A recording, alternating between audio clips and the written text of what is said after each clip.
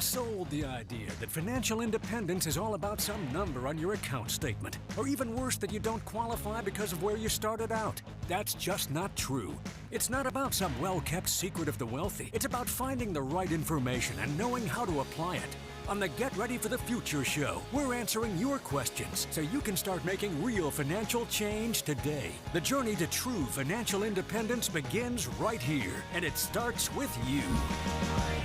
Helping you make the right money moves to discover, protect, and share true financial independence. This is the Get Ready for the Future show, coming to you from the 6th floor of 3 Financial Center in West Little Rock, Arkansas. Glad to have you along for the next half hour or so. My name is Scott Inman. Along with me, one of GenWealth Financial Advisors, Tim Key, who is one of my partners here in the West Little Rock office. We didn't have to go far, just down the hall to set up in our radio booth today.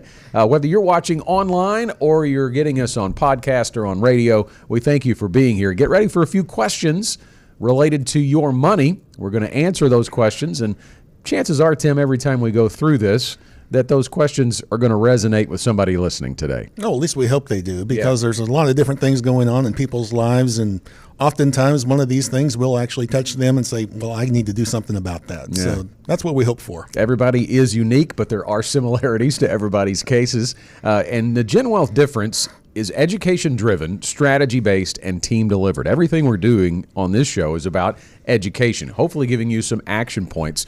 And when we talk about financial education, there's always a study that we can cherry-pick and show that people are behind in that category. One caught my eye earlier this week. It was actually a 2023 study, but I just ran across it today. 51% of Americans don't know how to calculate their net worth. Now that's a pretty startling number, and you know, when you think about it, it's not something that's on their radar screen, but it is important. Especially, there are other things I think that are more important when it comes to retirement planning, but knowing your net worth is a really good gauge of where you are on your journey to true financial independence. It's a very good tracking number to see how you are doing. First of all, it starts where you are, because everyone has a net worth number. It's just all your assets less your liabilities, and that's your net worth. So you can write down all your bank accounts, your retirement accounts, and then subtract all those loans you've got.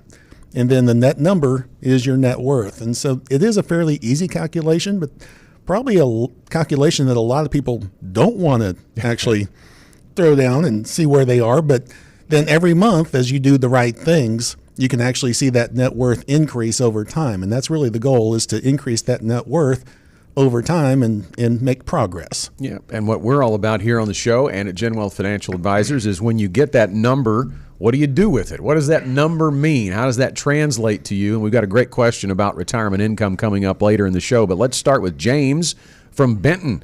He writes, I've always contributed to a traditional 401k, but my employer just added a Roth option. Should I switch? And if so, how much? Great question, James. Pre-tax or Roth? The choice could affect your taxes for decades, but the right answer depends on where you are now and where you're headed. And we say it every time we have a question that goes down this path, Tim. The Roth 401k or Roth IRA, when you are choosing whether or not to do that, it is all about two things: time and taxes. So things we need to know about you, James, is how old are you? Because that's going to help us determine how much time you have.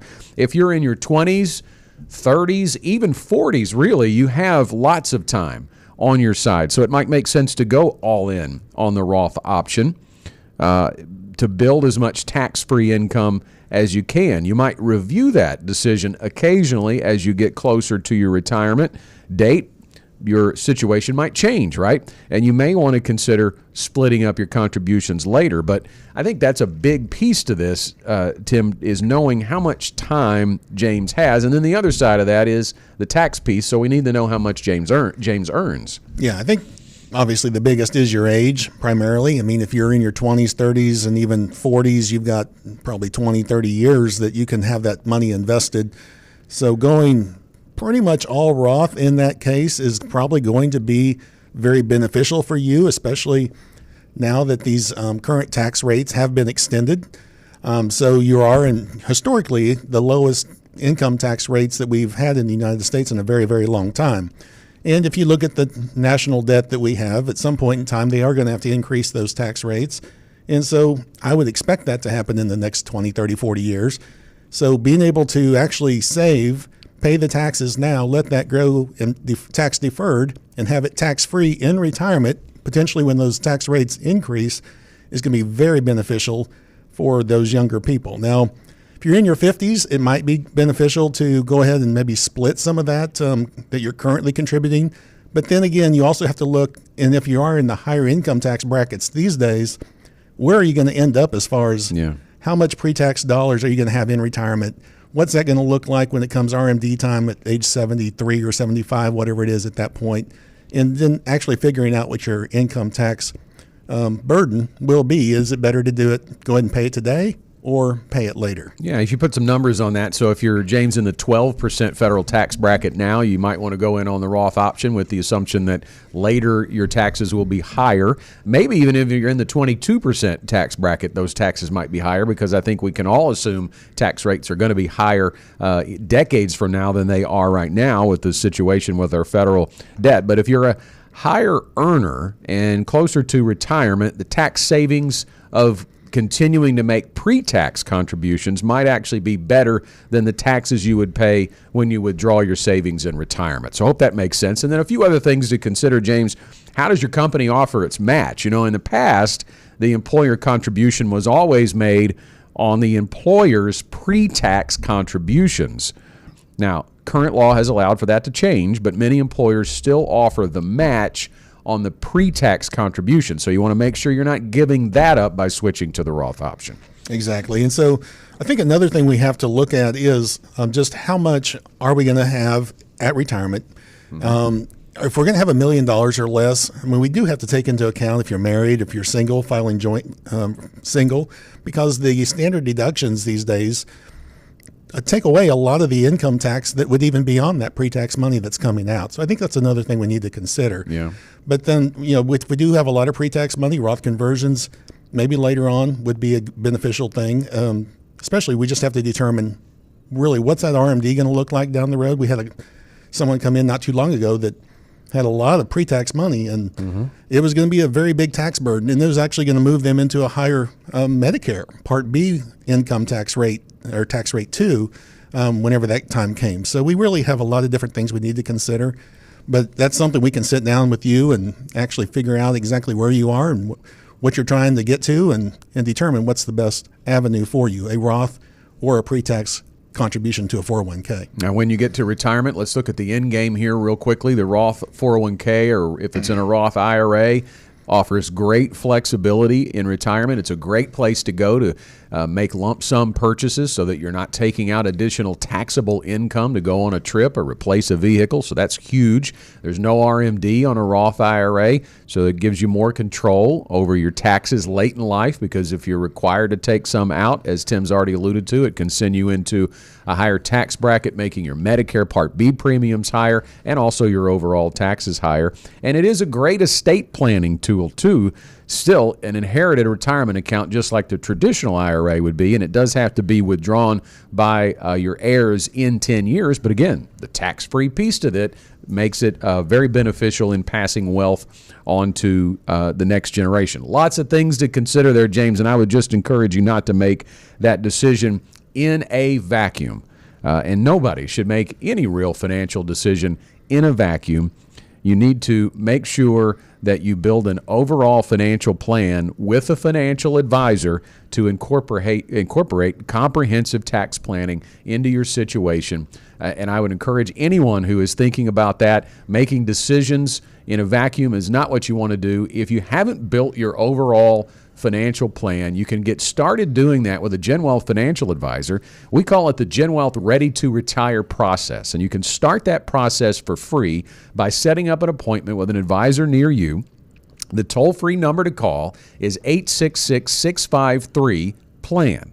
That's 866-653-7523. 866-872-7526 to set up an appointment with a GenWealth financial advisor. And again, it's complimentary. It takes a couple of hours. We'll ask you to bring some things with you, and we'll really just have a conversation about your goals, what you're trying to accomplish with your money, and how we might be of assistance in getting you there. And then it's up to you to determine if you want to move forward from there. 866-653-PLAN. It's 866-653-7526. If you would prefer to reach out via email, you can do that too. Just send it to show@getreadyforthefuture.com. That's getreadyforthefuture.com. I slow down every once in a while because I know that's a lot. That's a mouthful. It is a lot. Our web address and our email is a mouthful. It is catchy, but yeah, it's a mouthful.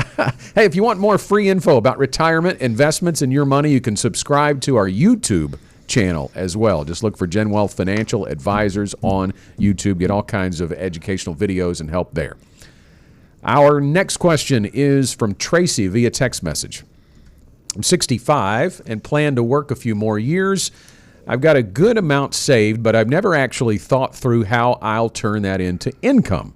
Where do I even start? Not an uncommon question, Tracy. You've spent decades building a nest egg, but now comes the hard part, turning it into income that lasts. And here's where to begin.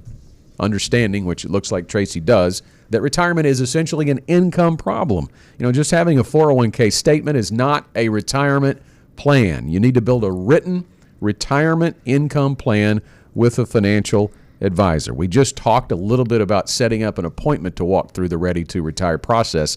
I think, Tim, this gives us an opportunity to talk about what the Ready to Retire process really is. I think that would probably help everyone out there. Yes. So, yeah, when we have people come in, of course, they do have their Social Security statements, their 401k statements, any other retirement accounts they might have, and that's really the starting point. We do have a lot of people that I don't think come in to see us, but work or live retirement as I'm taking Social Security and I'm going to have this 401k sitting there or this IRA sitting there that I can go pull out of if I ever need some money. It's a just-in-case type of an account for them. But for you to live retirement the way you really want to, it's really building that retirement income plan. Everyone has required expenses on a monthly basis. Something that's going out the door, whether it's the house payment, the car payment, the insurance. You can put down a list, which really is putting together a budget to determine exactly how much you need on a monthly basis. And then what we like to make sure of in our Ready to Retire process is that you've got Social Security or other guaranteed income from a pension or something like that that's going to be your foundational income, that's really what we call mailbox money, that's going to be coming in every month, no matter what happens to the market, that's going to cover your outflow of your required expenses. And so once we have that box checked and we can move on from there, then we want to really see, what do you want to do with the living space of your house, of your retirement income plan, to be able to take care of those, love on those grandkids, take vacations, travel, whatever you want to do. It's your desired income. So what we really want to be able to do with the 401k is to provide monthly income from that retirement plan that you've accumulated over all these years so you can live the retirement you want. But we also know that today's dollars aren't going to be the same as dollars 20 years from now. So we have to build in inflation for that. So we have to build in increases for that. So we have to then take the investments that you have and segment those out in a bucketing process where we have money that you need early on in your retirement in a very conservative investment that isn't going to go down when the market goes down. But we also need money invested in equities in the stock market for growth over time, money that we don't need for 10 or 15, 20 years. So if we do have a bad 4 or 5 years in the market, potentially, then we give it time for it to come back. So what we're really trying to do in this process is determine exactly where your monthly income is going to come from, make sure it's protected, but still allow for us to be able to grow your assets so you can get raises over time and be able to really have the retirement dream that you want. Tracy says she's 65 and plans to work a few more years.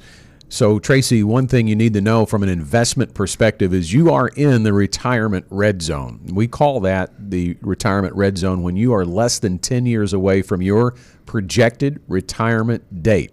that is when the investment strategy needs to change. You know, we're fond of saying sometimes it's pretty easy to throw money in a 401k and keep it in growth mode for decades because the market's going to work for you. It's going to help you. Historically speaking, if you leave it in long term, the market's going to work for you. And so now you're no longer in a growth strategy, but you can't abandon that completely, as the bucketing strategy points out there from that graphic. If you were watching online, seeing how that works, you need to split up that investment strategy between conservative investments that are not going to go down when the market goes down, so you can count on current income, a moderate investment piece to that, so you can bridge the gap between your conservative investments and your more growth, higher risk investments. But you have to stay invested with a piece of it in growth because, as Tim has alluded to, you've got to be able to grow your income. Your monthly income can't stay stagnant over a 20, 25, 30-year retirement, so you have to have that equity piece so that you're able to increase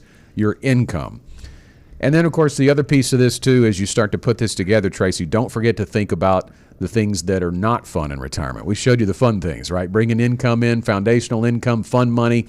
But the other piece is, don't forget about healthcare. Healthcare costs are big. You need to plan for that. And the biggest one is the elephant in the room, which is long-term care. And I think that's the piece that people forget to think about, too. You can't spend all your money. You can't even get close. You've got to have a bucket of money out there or leverage an insurance company and have a long-term care policy. Yeah, there's fewer and fewer options when it comes to the insurance of being insured for long-term care. I mean, and it's fairly expensive, and it's not if you get started early, but if you get started early, you're probably paying those premiums for 20, 30, 40 years before you actually need them. And so, yeah, there's options available for insurance, but really if you can set aside some money and grow that money in a separate bucket compared to what you're going to need to live off of on a monthly basis in your retirement income plan, then you self-insure yourself in that point so that if something does happen, then you got that money on the sidelines that you can go grab and be able to pull in. And it really helps when you are married, because what happens if you have a good income during retirement for a married couple, but then one person has to go into care, a lot of the money has to be then sent to the nursing home or wherever that needs to go. And it leaves the healthy one that's at home a little bit in a bind and living off a lot less than they had expected. So being able to have a place to go to help cover long-term care, and that's something we can sit down with someone and determine what's the best avenue for you. Tracy, your question is the question of the week. Dare I say it is the question of the decade, maybe of the generation. How do I turn my investments into income in retirement? We're going to send Tracy a Get Ready for the Future show tumbler for being named the question of the week. If you'll email us, Tracy will get it to you. And if you have a question like Tracy's, how do I turn the account balance, the investments, my retirement, my life savings into an income stream that is reliable for the rest of my life? The GenWealth Ready to Retire process is ready for you. Call us toll free, 866-653-PLAN. It's 866-653-7526 to begin building your retirement income plan. Moving on to our next question, Maggie from Maumelle. We're in our 50s and want to help our grandchild with college in the future. What's the best way to do that without messing up our own retirement? You want to help them learn, but not at the cost of your freedom. So here's how to fund their future without sacrificing yours. First, you need to be able to answer the question, am I on track for, or have I reached true financial independence? We know we say the written plan all the time, almost in every answer to every question, but that's the first piece, Maggie. If you want to make sure there's a way to do this without messing up your own retirement, you've got to have a plan. You've got to have a written plan that shows you when you will be financially independent, and are you taking the steps to be there so that you know, I can't take away from this contribution, I can't take away from this account to fund my grandchild's education, because you have to keep it for your financial independence. So take where you are in your 50s, set your retirement date, see if you're on track, and then considering the X amount saved for retirement now and contributing X amount per year, assume a reasonable rate of return depending on how far you are out from your retirement date. Then you'll be able to see that projected overall retirement portfolio balance at your retirement date. And we incorporate Social Security and other guaranteed income sources, if you have them, to show you a monthly income with inflation-adjusted raises. Now, Once the plan is in place and you know you're on track, you'll know how much you can afford to contribute to your grandchild's college fund. So let's talk about the best options here. And I think this has changed over the last few years for me, Tim. I didn't always say that the best option was the 529 plan, but because of recent legislative changes, I really think it is. Yeah, I think oftentimes we would always go back to say, you want to be able to have options with that money that you're saving for college. When you put it into the 529, there are a lot of benefits that come along with that.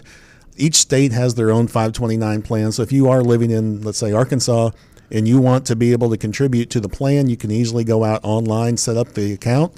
You are the owner of the account. The grandchild or your grandchild in this case, would be the beneficiary of that. So you're able to go ahead and start saving into that. You do get a little bit of a tax benefit when you contribute up to $10,000 for a married couple, $5,000 for single. Each year that you contribute, that lowers your state income earnings and helps you on your taxes a little bit there. But then once it's in there, you can invest it anywhere from very aggressive to very conservative. So if you've got your grandchild's 2 or 3 years old, you want to be aggressive because you've got time to be able to be in the market. You're able to invest that way. But if you've got a 17 or 18-year-old that's going to need it in a year or two for college, then you want to pull back on that risk level. But you're able to do that in that account. You're able to let that grow tax deferred, and as long as it's pulled out for educational benefits, and actually you can even do it for elementary and high school these days, which was opened up a few years back. But primarily it's for college, and that's what people think about. So as long as you pull it out for educational purposes, it's pulled out completely tax-free. I think the benefit that they added just in the not too recent past is the ability to take a portion of that, if the account's been open for 15 years and it's not used, to be able to move that money into a Roth IRA for that beneficiary. Now, it can only be moved in the limits that are provided each year. So this year, for someone under 50 years of age, you can only put $7,000 in, but you would be able to do that $7,000 multiple years until you actually get that $35,000 moved out of the 529 over to a Roth IRA. If you get a kid set up in their 20s with $35,000 in a Roth IRA to get them started, that could be a very big boost to their retirement plan when they get there. Maggie, the bottom line is you can do both, but you've got to take care of you first and then see what is available to help your grandchild with. Thanks for the question. Paul from Little Rock is our final question. We only have a few more minutes, so Paul, we're going to get to your question finally here. We created a will when our kids were little, but now they're in their 30s, and we haven't updated anything. We're both in our mid-60s. How often should estate plans be reviewed, and what needs to change now? Outdated documents can create modern-day messes. If it's been a decade since you touched your estate plan, this segment could save your family a major headache. Now, we do see, Paul, that you have a will, but you don't mention a trust, so that might be the best place to start here. Let's talk a little bit, Tim, about the differences between a will and a trust. Yeah, a will does not bypass probates. Everyone says, I've got a will in place. That's it's really good to have something in place to kind of put your wishes down on paper. But the will, again, and everyone that we talk to is always worried about probate. A will does not bypass probate. It mainly more or less tells the probate judge what your wishes are. A trust does avoid probate, and it actually keeps everything private as well. So a trust, as soon as something happens to you, a death certificate can be brought in. The trust, the executor of the trust can then go ahead and take care of what they need to on the trust. It keeps everything private. It keeps everything moving quickly, because if your house is in the will but it's not in the trust, someone may have to pay property taxes and utility bills on that house for a year or more before they can actually take possession of it and sell it or whatever they need to do with it. But the trust can make that change immediately. So that's one of the big differences between the wills and the trust. It's good to have a will. It's oftentimes something that we put together to kind of, early on when we have young kids, to say who's going to be able to take guardianship of those kids and things like that. But the trust really works well with the assets. Now, when you have retirement accounts and things like that, and you have beneficiaries on those beneficiaries take the precedence of that and take the priority. And so if you do oftentimes have beneficiaries on your retirement accounts, you would want your spouse, normally the primary, and maybe your trust as the contingent. so everything can go in the trust, and then you have one place to go if you need to make any changes, and that's the trust. Yeah, and if your kids are now in your 30s, then obviously guardianship is off the table. You don't have to worry about that anymore. You may not want to restrict in your trust how much of the money your children get if they are responsible adults, but that is a consideration and a review that needs to take place. You should really review your estate plan anytime there's a major life change. I don't know that you have to do it on an annual basis like you would definitely do your investment accounts or your written plan. Wouldn't hurt, but certainly if there's been a death, if there's been a divorce, if there's been one of your children has been married. That happened to me in the last 15 months. Both of my daughters were married, and their last names aren't the same, so we needed to change the estate plan to make sure that was accurate, and beneficiaries, of course. And then when grandkids enter the picture, that's about to happen to me, too, in a couple of months. If you want to add them as beneficiaries of certain things, that's a good time, obviously, to update your trust. But it's more than that, really. I keep coming back to the part that Paul says we created a will. If that's all he's got, I think you want to sit down with an estate planning attorney, or you can set up an estate planning appointment with us here at GenWealth. We're doing that as well. We now offer estate planning services. We've got an in-house estate planning specialist. You can reach out to book that consultation as well, and it might save you some time and money as opposed to sitting down with an estate planning attorney if your estate is a pretty straightforward, simplified process.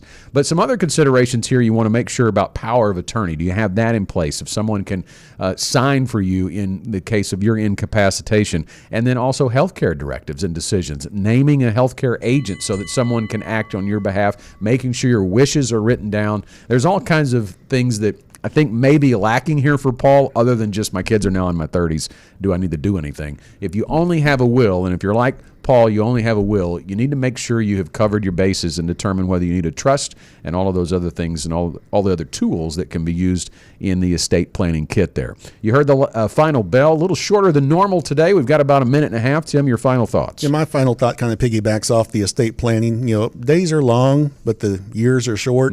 A lot can happen over just a few years. We've recently met with some people that they're in their second marriages and things like that, or maybe a newly married couple that's been together for 4 or 5 years, and maybe they look at their beneficiaries and they still have their ex on there as the beneficiary on maybe their retirement account or their life insurance, or maybe their mom or dad because they set that up that way when they were kids. So I think it's good to be able to go through your estate planning and make those updates on a regular basis and make sure that the money's going to the person you want it to go to. I'm going to use my final thought to encourage you once again that if you do not have a written plan for retirement, if you're wondering about how your retirement savings translate into income, if you're worrying about if your estate plan is intact and everything is set for after you're gone, walk through the Ready to Retire process at GenWealth with us. The toll-free number to get started is 866-653-PLAN. That's 866-653-7526. Doesn't cost you anything to do it. You can also send us an email, show@getreadyforthefuture.com, to make sure you are on your path to true financial independence. And that's all the time we have for this week's Get Ready for the Future show. A little short today for radio programming purposes. Hope you enjoyed it. And if you have a question, get it into us right now. Go ahead and text or leave a voicemail at the following number, 501-381-5228. We might use your question on the air next week. The GenWealth financial team is available to you 24/7 at info@getreadyforthefuture.com, or call our offices at 866-653-PLAN. That's 866-653-7526. You should personally consult a financial advisor before making any investment, and no strategy can assure success. Securities offered through LPL Financial, member FINRA SIPC. Investment advice offered through Independent Advisor Alliance. Independent Advisor Alliance and GenWealth Financial Advisors are separate entities from LPL Financial.